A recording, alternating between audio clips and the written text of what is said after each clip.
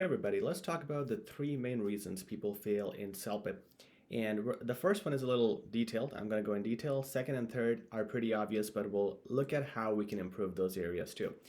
So the first reason is task response, okay? And in this video, I'm also going to tell you what you can do if you have failed the exam one time or a few times. We'll get into that later as well. Now, task response, what is that? That is how you have answered the question.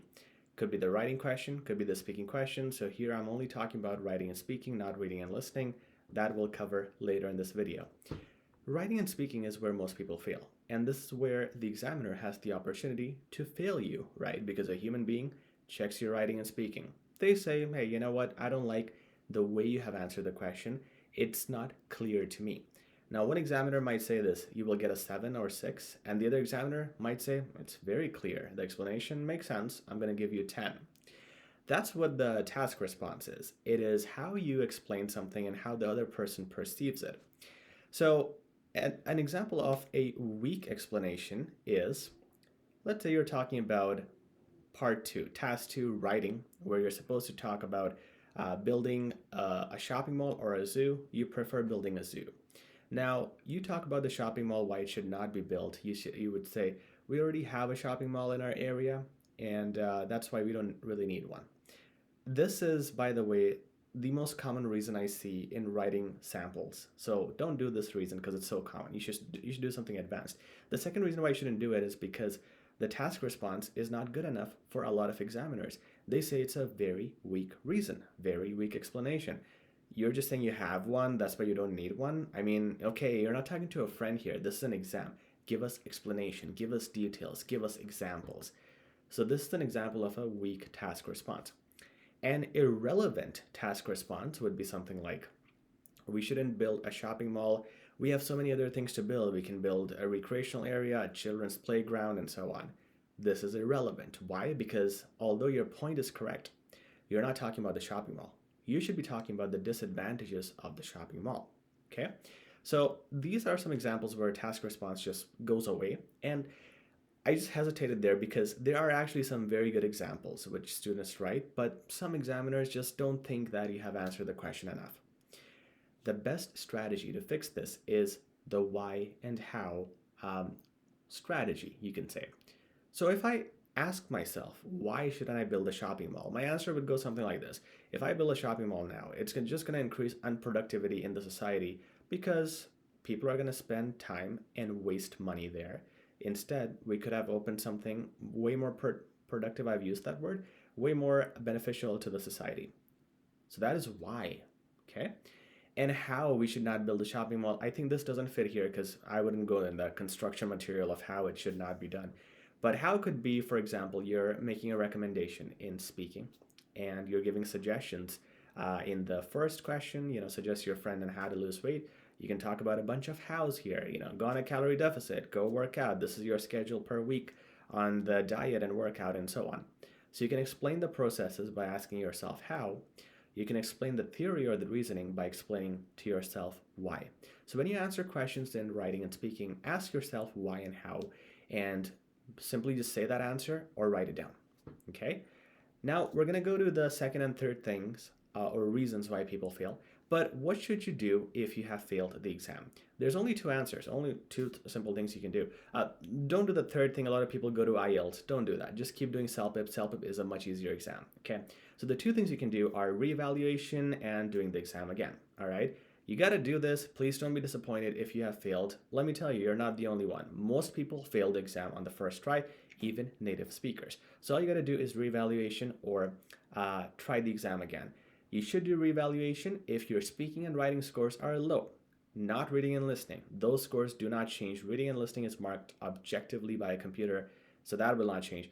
Writing and speaking might change. Now do that if you have 1 or 2 points lesser than your required score. So if you got 1 and 9, you got a 7, you can do it. 8, you can do it. Chances are you might get a 9 if you think your attempt was good enough. But if you're at a 6, you need a 9, so that's 3 points we're talking here, right? Maybe it won't help. I have seen people jump 3 points, by the way. I've seen people go from 6 to 9. I've seen all sorts of things. But the probability of that is very low. So if you got a 6, if I were you, I would just do the exam again, because reevaluation probably will not help me. It'll waste my time and money. Okay, so those are the two things you can do, because a lot of people message me very disappointed that, I failed. What do I do? The simple answer, two things you can do: reevaluation or book the exam again. All right, so in this video, we're also talking about what we should do and how we should avoid the three things. The first thing is task response. We have discussed that. Second thing is grammar.